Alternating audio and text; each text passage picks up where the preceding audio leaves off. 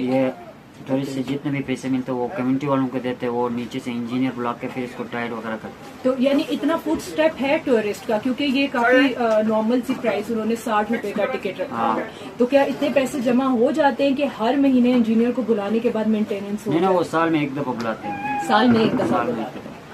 जी हनीफ, आपका भी शुक्रिया। और आपका नाम? अली।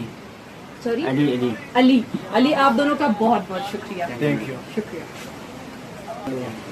जी व्यूअर्स, ये तो हुसैनी ब्रिज कवर हो गया। आज मैंने हुसैनी ब्रिज भी देख लिया। अब नेक्स्ट हम लोग जाएंगे, रास्ते में बोरिथ लेक भी आती है, वहां पे बोटिंग शोटिंग वाटर गेम्स का भी इंतजाम मौजूद है। उसके बाद पशु कोन्स हैं। तो लेट्स सी कि हम कौन सा स्पॉट चुनते हैं, वहां पे रुकते हैं, क्योंकि मुझे लग रहा है कि अभी बारिश भी होने वाली है। तो यहाँ टाइम नहीं वेस्ट करते, टाइमली पहुंचते हैं गाड़ी की तरफ। तो चले आ जाए।